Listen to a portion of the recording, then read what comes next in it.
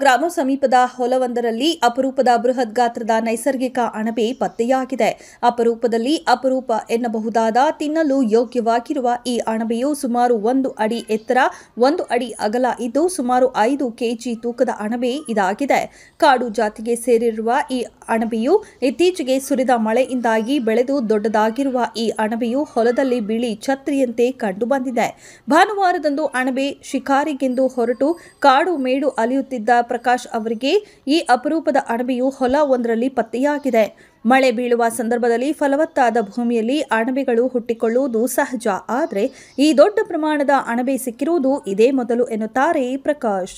ವರದಿ ಸಿದ್ದೇಶ ಜಿ ವೆಂಕಟಾಪುರ, ಸಹ ಸಂಪಾದಕರು ಟಿವಿ7 ಕನ್ನಡ, ಮೊಳಕಾಲ್ಮೂರು.